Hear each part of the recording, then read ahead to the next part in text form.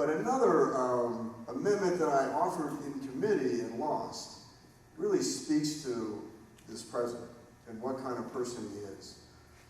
And what he's done, let me tell you, there is no cut deep enough to ever satisfy this president when it comes to defense. He will fight to the death over any welfare program. But when it comes to our men and women in uniform, he can't be tough enough on them.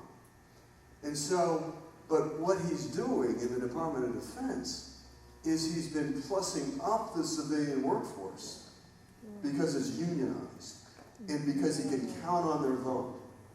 Where he's been advocating extraordinary reductions in the number of uniformed military personnel. Why? Because he knows that the young men and women in uniform are not reliable votes for him.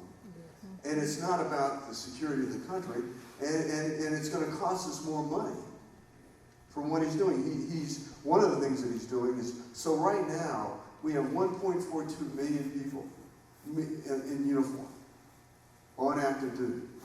And that's supposed to move down. We have over 800,000 people in civilians working in the Department of Defense.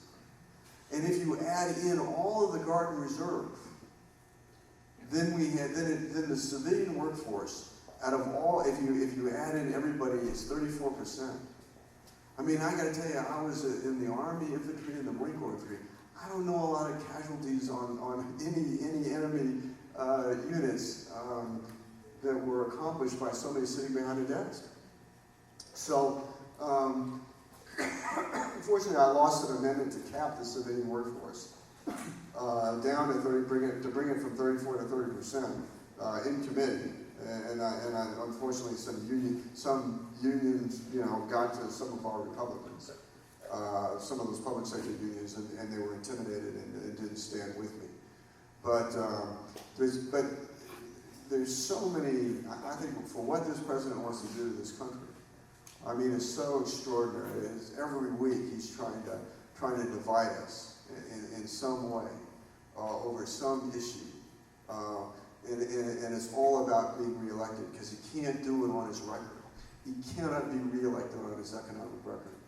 I mean, post-World War II, this is the longest economic downturn this country's had. Prior to this downturn, I think the average length of a recession, or average length of a downturn before the economy passed its pre-recession levels was 5 quarters. The longest was 7 quarters. We're still going with no end in sight. And it started in the last quarter of 2008. I mean, just stunning. And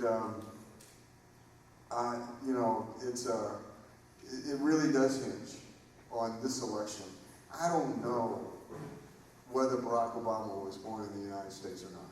I don't know that.